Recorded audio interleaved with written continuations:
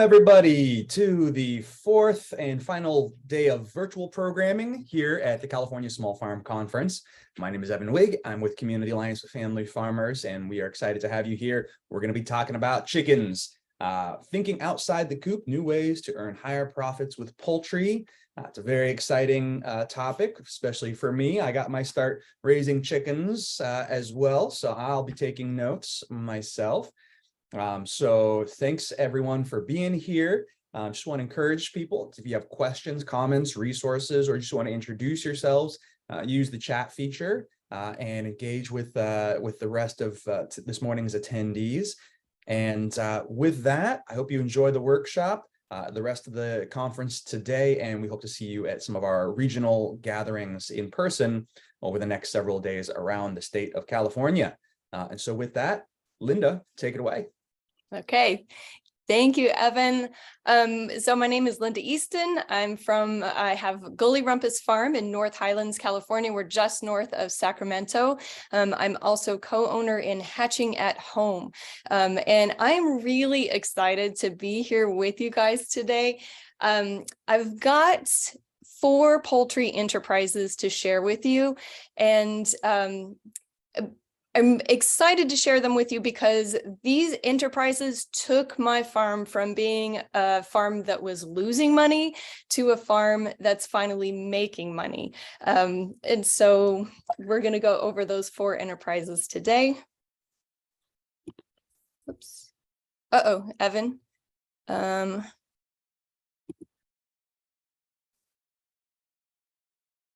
have some issues with the screen share? Yeah. Is it showing my notes? No, we don't. We just see you. Oh, okay. Okay, let me let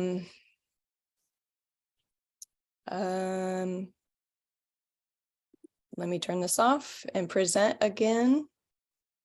So you got the screen share going? I did have the screen share going. Do you see it now? No, I think you got to. Nope. I think I got to go and Zoom and do that. Yep, you got to go and Zoom and screen share again. Okay, got it. Sorry, everybody. Thanks for your patience. Okay.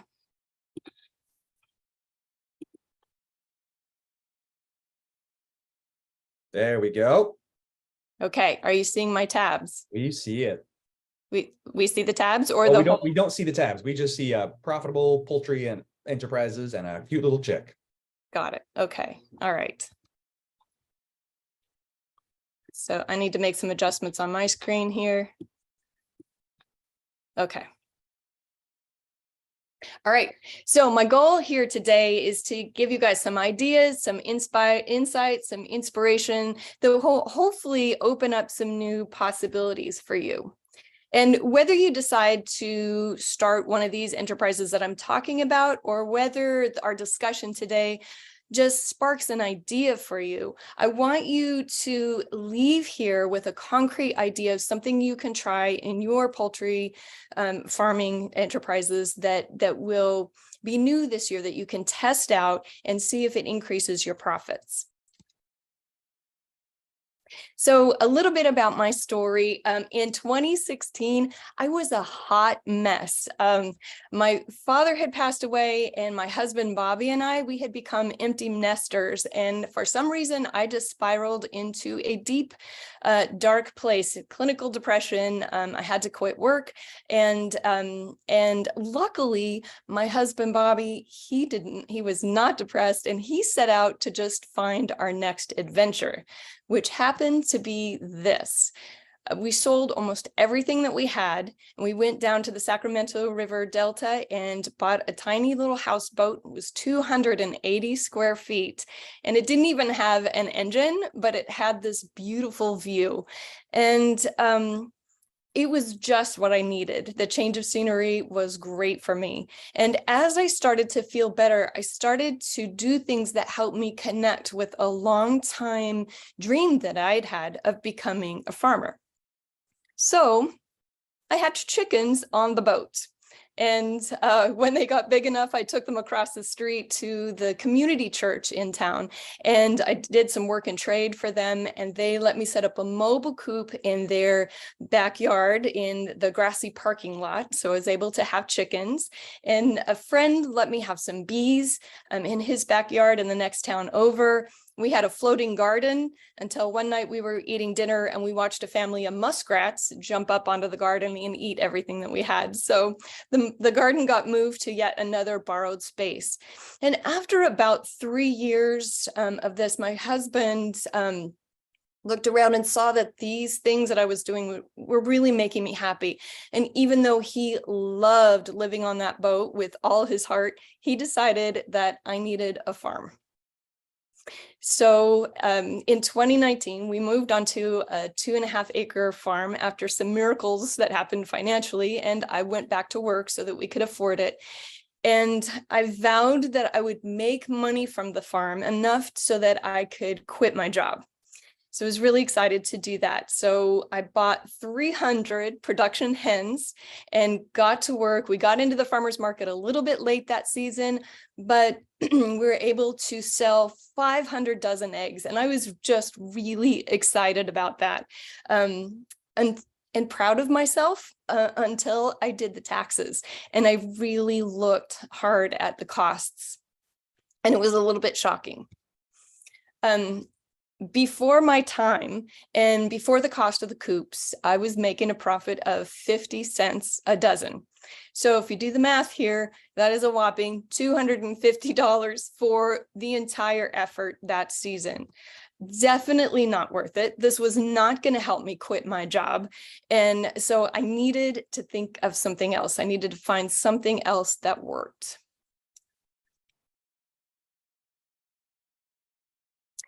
So what I'm going to share with you today are 4 enterprises that I've tested out in the 2 years time since that point. And each of these enterprises are profitable. Each of them are very part-time, and each of them are rewarding, each in its own unique way. So, and I'm happy to tell you that these 4 enterprises last year allowed me to finally quit my job. And now I'm working full-time on my farm. So let's start with roosters. Roosters are a problem, as you guys probably already know. And maybe this has happened to you. You've gone to the feed store in the spring and you pick out 5 or 6 chicks, and they're supposed to all be female. And then 4 months later, your favorite hen starts crowing. So now you've got to figure out what to do with this rooster. And if you put it up for to try to give it away or sell it online, you never really know who is going to get the rooster, how that rooster is going to be treated, or if it's going to be used for fighting or for bait. It's a really uncomfortable situation to be in, and not a lot of good options. So I have a program called Responsible Rooster. We just finished our first year of testing this idea out, and I have people pay me $5 and I take their rooster.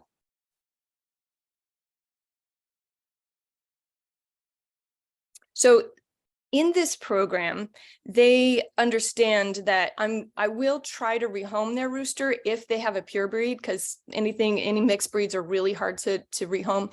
And they understand also that if I can't find a home for their rooster, that it will be used to feed a family in our community. And some people aren't okay with that. They're really uncomfortable with that, and so they don't use my program. But the people who are okay with that are very happy to give me their rooster and $5. And frankly, a lot of times they give me more than that because they're so happy to have this problem solved. So now what happens when the rooster gets to me? I turn around and sell that rooster live for $5 to a very short list of people. I've spent time getting to know my customers, and I know that they are very kind. They're using humane practices. A lot of them use the halal practices, which are very similar to what we use here on the farm. And I know that they're going to be using that rooster for food to feed their family or to honor their ancestors. So what's wonderful about this program is that it really feels good to me to be able to give people access to a food source that helps them preserve their cultural traditions. So they can't buy heritage chicken at the grocery store. They can only get Cornish cross, but they grew up eating heritage chicken and it tastes different. And so this program gives them a way to be able to recreate those dishes that they grew up eating in their homeland and have it taste similar to what they had growing up. So let's take a look at what this might look like for you if you were to do this. So definitely you need to have access to some large dog crates or coops or a dog run or a kennel or something to be able to put the roosters in. If you get a lot at once, which can happen, and they're coming from different places, those roosters aren't going to get along, they'll fight. So they do need to be put in separate areas. And then you'll need a little bit of feed. And speaking of feed, last year, the roosters that come in leave within 24 to 48 hours. It's very rare that I hold on to a rooster for longer than that. So last year, I think I used maybe 3 bags of scratch and that's it.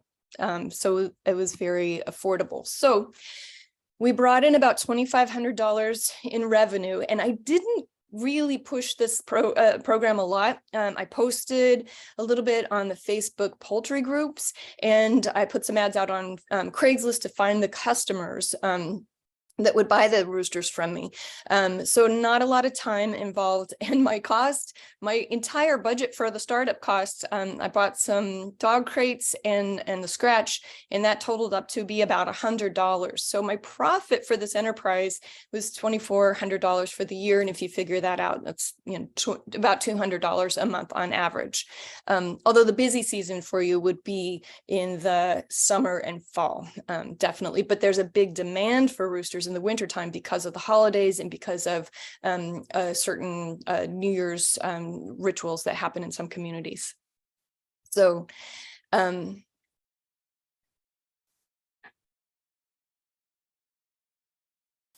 that is that. So this is a good match for you if you've got room and the ability to take in the roosters.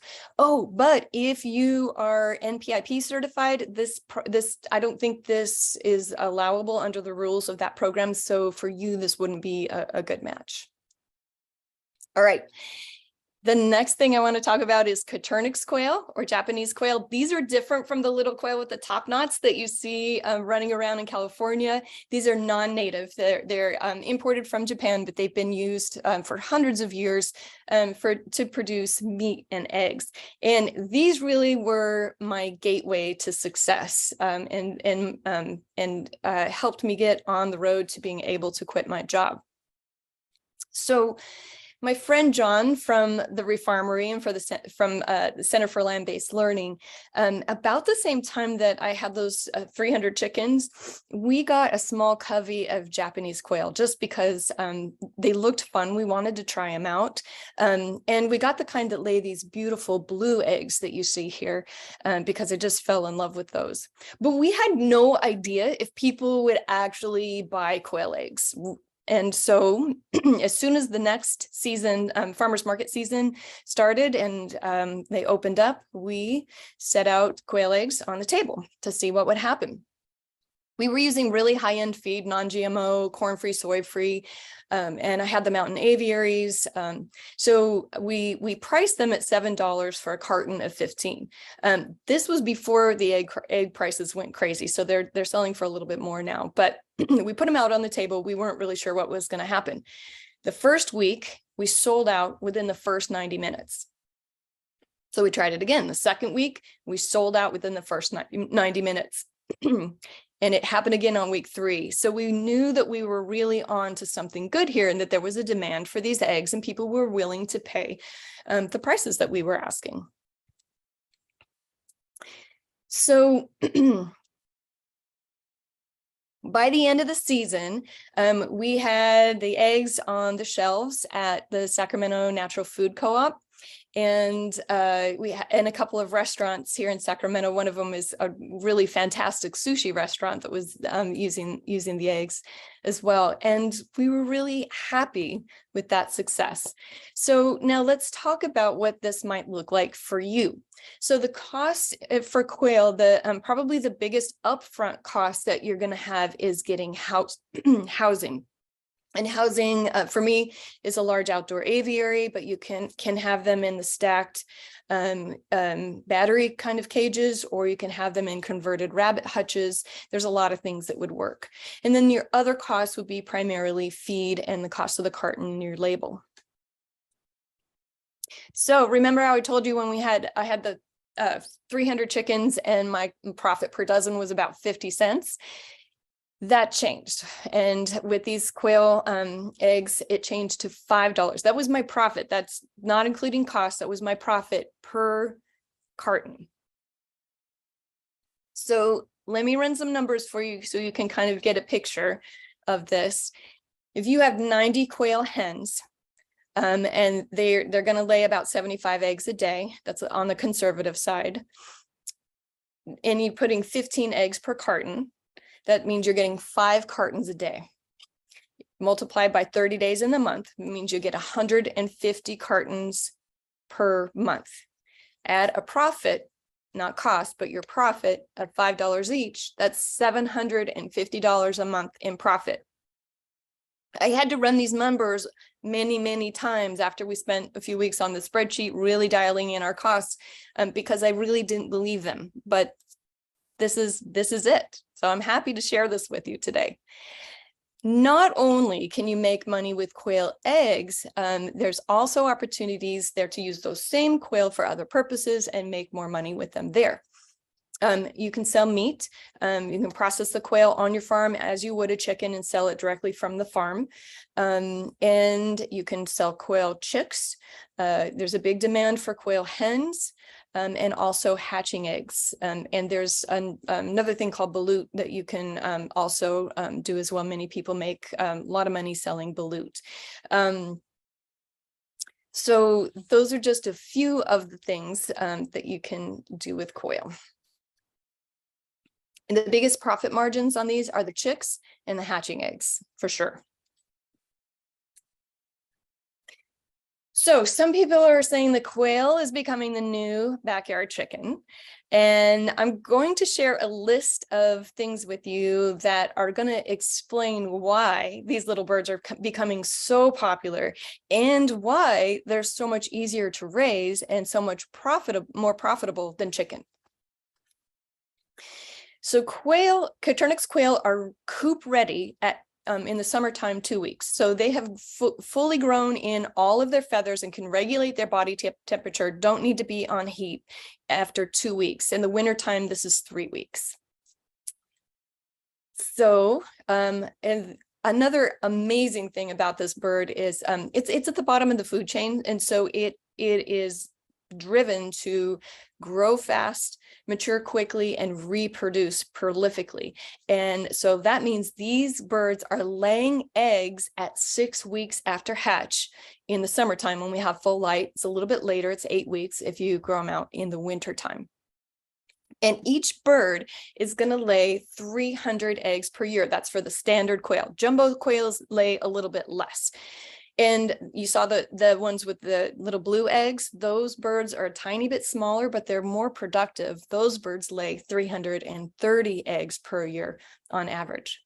Now, how long do they lay? They are laying for 2 years of full production, just like a chicken would. And then after that point, the production drops off a little bit. They only live about 3 years. So they don't have the extended lifespan that a chicken does. And after they're done with their laying age, you can butcher them and put them in the freezer. They're really good for stewing hens, basically.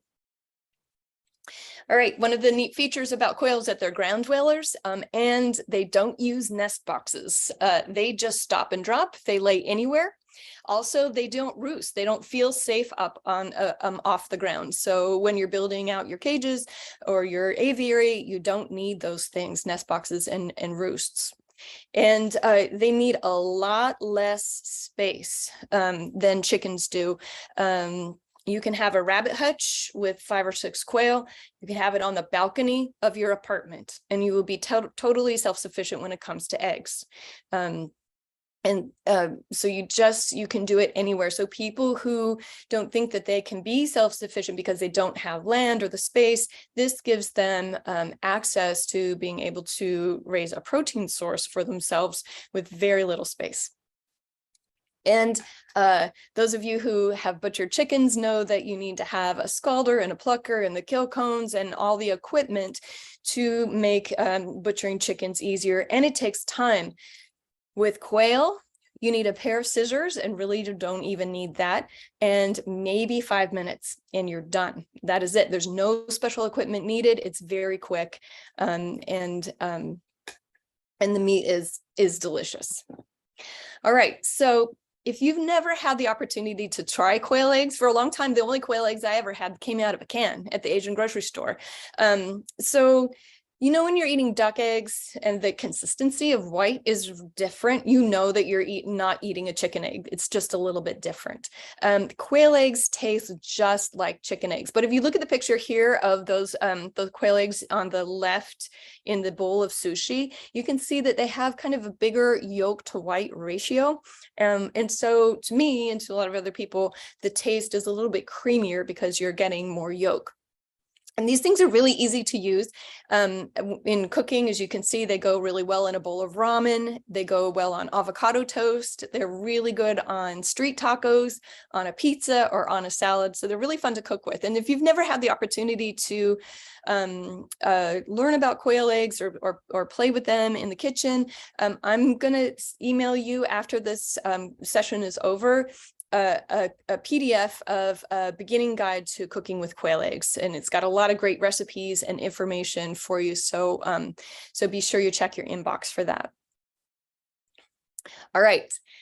This is my favorite enterprise, hatching rentals. So for you, if you're an experienced hatcher and you really like teaching people and supporting people and like working with beginners, this is a good match for you. And this is just, gosh, nothing but fun. But also it is my favorite enterprise because it has been the most profitable enterprise by far that we've had here on the farm.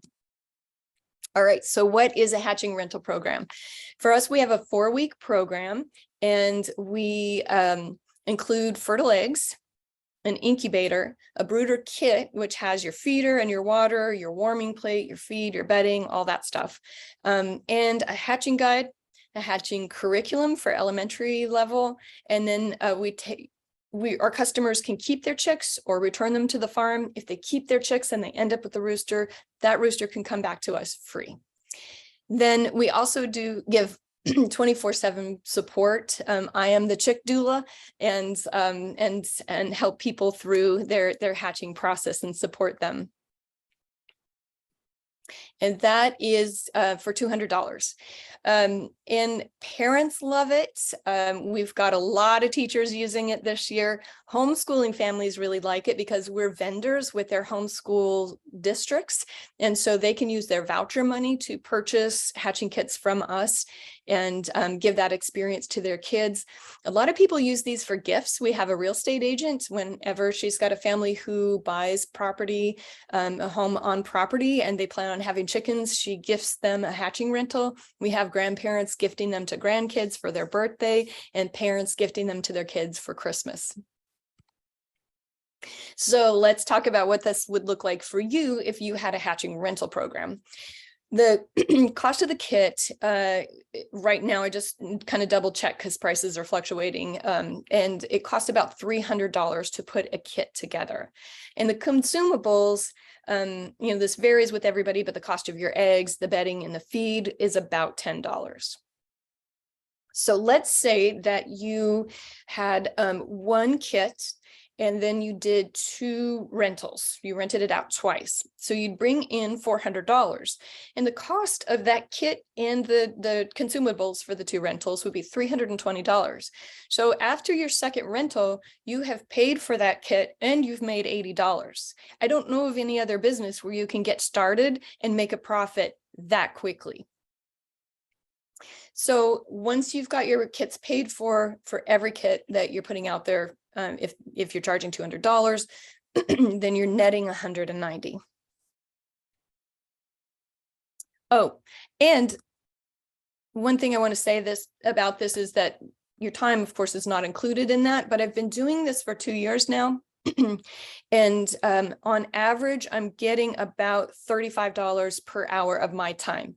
This year, because we have so many returning customers and we're not out there advertising as much, I'm probably making closer to $40 per hour for every hour that I devote to this program. And it is very part-time. All right, so let's say that you decide to get 5 kits and you've paid those off. And I did the math, and I think it's like after 8 rentals, you've got them paid off. So what would that look like for you on a monthly basis? So the revenue for you would be $1,000 because you've got 5 kits, $200 each, and then your costs for those consumables would be $50. So you've got a net of $950 to cover your time, but also that could go towards covering your insurance, your website costs, your marketing costs, any other costs that you have on your farm. I am now doing hatching at home with a partner who is a chicken breeder. She's awesome. She's up in Shingle Springs, Wendy at Feather Baby Farm. She and I have 15 kits now, and we rent them out on a regular basis, even through the winter time. That's one thing I forgot to say. She's got silkies that lay through the winter. I've got my quail on lights, and they lay through the winter. So we do this year round. But we realize, like, we're never going to go beyond the Sacramento area, and we can only serve 15 families a month. So there's plenty of room for other people to do this. And we really want to make it easy for you if you choose to do this. So we did create an online class called How to Start a Chick Hatching Rental Business. And then we also have a mini course where we just pulled out the information about the numbers, your costs and things like that. And so if you are interested in those courses, we're going to have an informational informational Zoom session next Tuesday, and I will email you that information after the close of this session. Okay, one more enterprise that I want to mention is classes. I teach a beginning quail keeping class that that I have here on my farm once a month. I have about 10 people. They pay $35 each. Eventbrite just raised their fees a little bit, so I've got a cost of about $50, which nets me about $300. It's not that much. It's a couple hours on a Saturday morning, but it does fit into the overall mix of enterprises that I have, and I want to show that to you next. So in marketing, we talk about customer lifetime value. And it's kind of hard to get a customer. And so once you get a customer, you do want to engage them in other ways and be able to provide additional products or services for them, right? So let's say you're at a farmer's market and you sell quail eggs there, and you have a customer who buys quail eggs. And they take the quail eggs home and they open up the carton. On the bottom side of the lid, the underside of the lid, they see an advertisement for your hatching program. And they go, oh my gosh, these eggs are so cute. Wouldn't it be fun to hatch them out here at home? So they go ahead and decide to get your kit. Then, and this happens a lot, people hatch out quail just for the fun of it, and they fall in love with these tiny, tiny babies and they want to keep them. So then they need to know all about keeping quail. And so they attend my class. And from the class, after the class, they go home and their quail are, 8 weeks old now, and they have to separate out their males. So they bring me back their males. And then sometimes if I have hens available, they'll buy hens from me. And it's another way that I can provide a product or service for that family.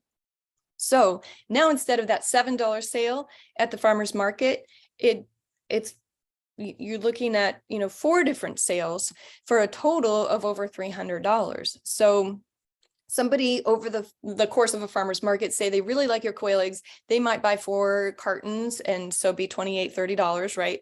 And instead of just having that relationship end there, it is now turned into something that's bringing you in $300. Now, not everybody is going to go down that path, right? But what if you had 5 or 10 families? What if you had 10 families over the course of the season at the farmer's market who went down this path? That's another $3,000 of income to your farm that you wouldn't have had before had you not had these enterprises. So I am good. We have 15 minutes left for question and answers. I really encourage you guys to contact me if you have questions or want to bounce ideas off of me. I hope that you have walked away from this with inspiration for at least one idea that you can try out on your farm this year. All right, Evan, I'm going to stop screen sharing. Okay. All right. Well, thank you so much. That was really fascinating. You are quite the enterprising woman. Thank you. Just stacking functions left and right. I love it.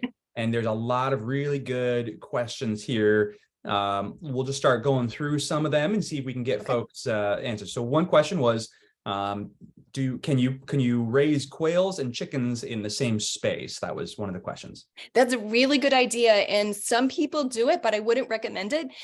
Chickens are carriers of a disease called quail disease. Chickens don't get it, but quail do. And if they get it, it is like 90% fatal. It's bad news.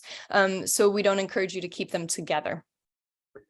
All right. And another question, which I think I know the answer to, but I'll let you answer it. Can the quail free range? Oh, yeah. Okay. Quail lack the homing instinct that chickens have. Like chickens will come back to their home at night, right? And roost. Quail don't have that. So a friend of mine, I overheard a conversation where somebody asked her that same question, can you free range quail? And she said, yes, you can one time. They're going to free range for the day, but they're not coming back to do it again. So yeah, they need to be protected because they're at the very bottom of the food chain. So everything wants to eat them. So when we have them out in our aviary, we have hardware cloth, that 1/2-inch wire hardware cloth around not only the outside, but underneath too, because I've had snakes get in there and hawks try to pull up the hardware cloth. We've had owls, foxes, coyotes, like everything wants to eat them. So you do have to protect them. Great. And another question is, do you need licensing or inspection to sell your eggs to restaurants and at farmers markets? So in California, you do need an egg handler's license. It's $75 for your first year, and then it's $50 for renewal after that. And then if you're selling at the farmer's market, I believe that you need to list your quail eggs on your producer's certificate. And I think for that, for the producer's certificate, I think that does involve an inspection. And they're looking at coming to your farm to look at and to make sure that you are growing what you're bringing to the farmer's market. So those are the only 2 requirements that I know of. If you're not doing a farmer's market, I think the egg handler's license is the only thing that you need, and it's for restaurants and the grocery stores as well. Another question was about the kits, and do you reuse the kits? It seems like people would like new feeders, etc. It seems like people would like what? Would like new materials. Has that ever been an issue? You just wash them out and hand them over and people don't mind? Yep, we wash them out. If they're showing a lot of wear and tear, we will replace them. But everything we have really cleans up nicely, and it's lasted, these 2 years. We've hardly had to replace anything. We do use Brinzy incubators. Sorry. And their workhorses, the last 3 hatches we got, sorry, we had 100% hatch rate on the last 3 hatches that we did in classrooms. So we really love them. Sorry. So another question was, well, most of these comments are just saying, oh my gosh, This is amazing. Oh, But there are a few questions sprinkled throughout. Let's see. Another question is quail egg selling packaging regulated similar to chicken eggs in California in terms of the packaging specifically? oh yeah, I contacted CDFA because their materials are not clear about that. And so I didn't get a clear answer when I talked to them. What I ended up doing is just following the same guidelines that I follow for the chicken eggs. And then that way I figured I'm covered. But I think there's a lot less regulation when it comes to quail because they're fairly new and they're not, listed specifically in the current laws. So that I just follow the chicken rules. Mm-hmm.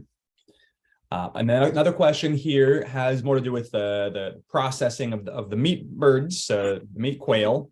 Are they easy to pluck and process? How does that compare maybe to chickens? Yeah, they are so much easier. You can hold them in your hand, so you don't need a kill cone, scissors. If you were to process them halal, I think it might be a little tricky, because their necks are so small and letting them bleed out. But usually we just cut the heads off. Sorry if this is uncomfortable for anybody that's listening here. This is a farming workshop. Okay. Typically people, the fastest way to do it is just to skin them so the feathers pull off really fast, and then you're done. And then you is it spatchcock or butterflying? I think it's butterflying where you cut out the spine, lay it flat and package, and then you're done. You can pluck them. I use a little tiny pot for scalding and plucking. It does take a few minutes. There are some quail pluckers. There are some DIY quail pluckers out there that work fairly well. Some people have an attachment that's connected to the end of a drill bit. That's like a little rotating brush that makes it faster. And they are much better with the skin on, and restaurants prefer skin on and not with the backbone cut. The difficult part of is removing the viscera and getting in there and getting the lungs out. I have to use a flashlight to look inside because it's so small. So if you had big hands, it might be difficult to process the quail if you were doing it whole. And another couple questions about incubation. What is the name of the quail egg incubator that you use? How does the quail hatching work? Another question is, do you use something to rotate the eggs? So maybe you want to talk a little bit about all of that. Okay, yeah. We love Brinsea. It's BRINSEA. It's a company out of the UK. They make fabulous incubators. They're plastic. They're not styrofoam, and it's antimicrobial plastic, and they just have it dialed in. It's a really it's a plug and play thing. And so it's easy for the customers. It's easy for us. We get good hatch rates. They do come with turning trays and automatic turners. The ones that we use are the minis. They're, I think Mini Advanced 2 is the name of them. They have an automatic turner. They don't have humidity indicator, but they do have an external water well where you don't have to open the lid of the incubator to fill up the water well. I can't say enough good about these things. They're just amazing. Nice. And then there was a question about a couple of them about quail feed. So where do you source your feed? All right. So good question. Quail, because they grow so fast, they need a very high protein feed. So they're going to have, for the first 8 weeks, you're going to want to use a game bird starter feed from 28 to 30%. I think Purina has the 30%, and there's others. I want to say there's others around that have 28%, but you're good with that for the first 8 weeks. Once you hit 8 weeks, the males are fully grown and can be butchered. The hens are going to be laying. And from there, this is really convenient. You can use chicken layer pellets, and 17% or higher. Any form, crumble, mash, or pellets will work. And it's wonderful. So that you could use the same feed for your chickens as you do for your quail. Nice. Another question about chickens and quails. Given what you were mentioning about the disease, how far apart should quail and chicken be kept? I have, just because of the way my coops are situated, I have them, I'm about like maybe 20 yards from each other. And I tried, most of the chickens are further away, but I think if you have healthy birds, it's not an issue. I've never had quail disease on the farm. And in fact, these birds seem to be really much more heat tolerant. We've gotten to be 116 degrees here the last couple of summers. My quail do much better than the chickens, and they're more cold tolerant as well. The quail, treatment for coccidiosis is different for quails. The Corid is not going to work on your quail. You just have to let them work through it. But they tend to get through it pretty quickly and adapt, especially if you've got generations going on. They adapt to the environment, and it hasn't been a problem. So far fewer health issues with my quail than with chickens, far fewer. Gotcha. And what a couple of questions here about are quail loud? And I'll add to that both in terms of roosters as well as the hens. Yes, that is a really good question. Quail do make a sound, the roosters, and that's their crow. It can be loud, and especially if you're in a suburban area and you've got neighbors, they're going to notice.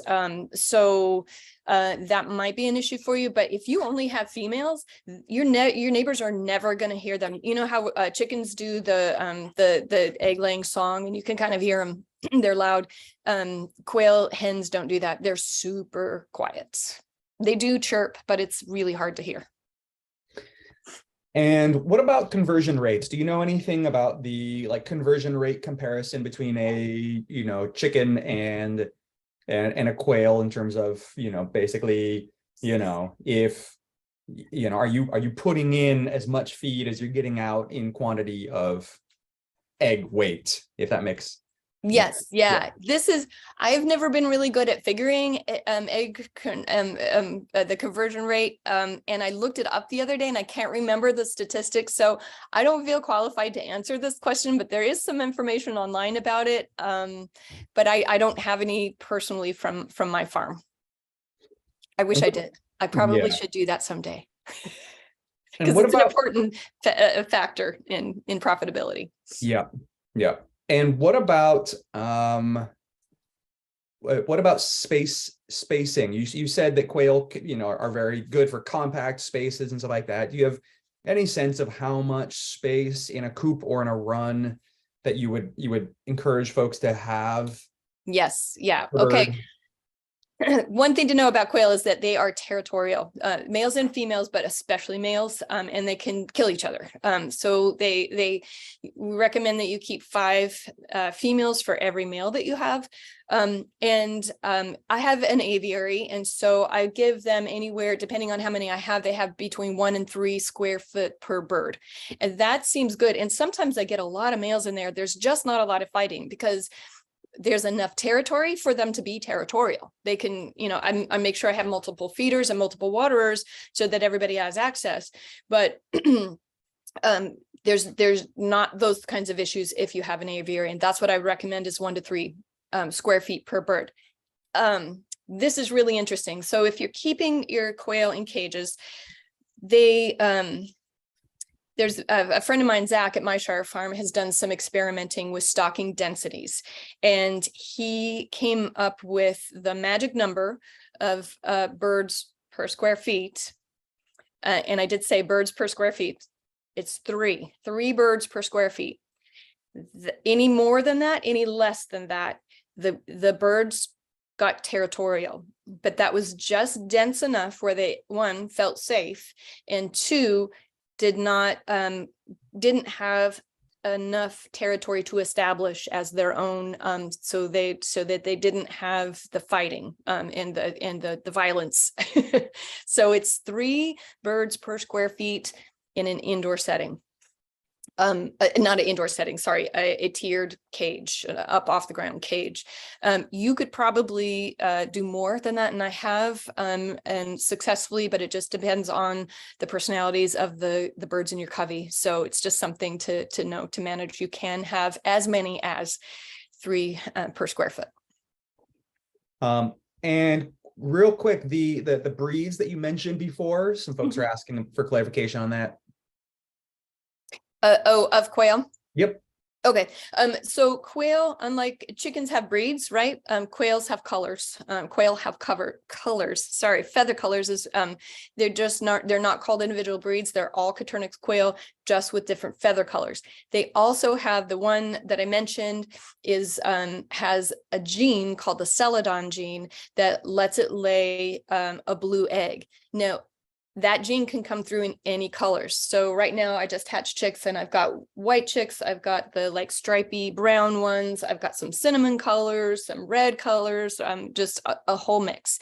But you have to order from somebody who has made sure that both parents have the gene, because if the dad doesn't have the gene and the mom does, she's laying blue eggs, then that trait's not going to be passed on to the kids. It has to be both parents having them.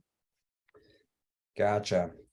Well, we have run out of time, but I think we have we're going to see several dozen quail renting services jumping off in the next year or so, because I think folks are incredibly excited about this. I know I am. I probably shouldn't say it's too loud, but my chickens might hear me that I'll be swapping them out for quails. I don't know. But thank you so much. And hopefully we can do a follow-up email to attendees here today so that they can access some of those resources and some of the things that you mentioned. But it's it was just really, really cool what you're doing. Very creative, really finding that niche. And yeah, so thank you so much, everybody, for attending today. And we hope to see you at the next workshop. Thank you, everybody. I'll be in touch with an email.